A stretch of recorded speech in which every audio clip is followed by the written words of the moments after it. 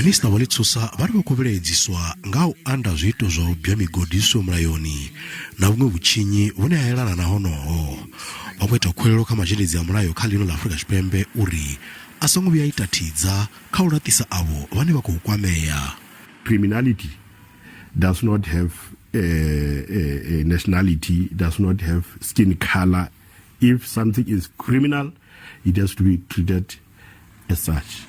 Zwi tshi zwo ralo, Minista vha zwa muno vha ri u vulwa hafhu ha mikano miṱanu ya vhevalwa nga tshifhinga tsha COVID-19 zwi ṱoḓisa u femuluwa kha vhathu vhane vha shumela mashangoni a nnda na u fhungudzwa zwa u pfuka mikano zwi siho mulayoni. When somebody goes to another country through proper channels, it is very likely that they are going to behave well.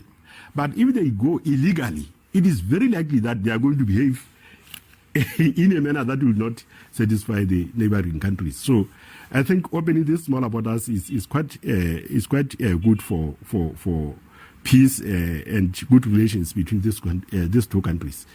You can't afford to have illegal people in your country, especially when it is difficult to stop them. Mikano ya vevaliwa ido vula na uthoma shuma machelo. Mikano iyo iko katela wa Peka Bridge, Sepapos Gate na wa Ramatseliso.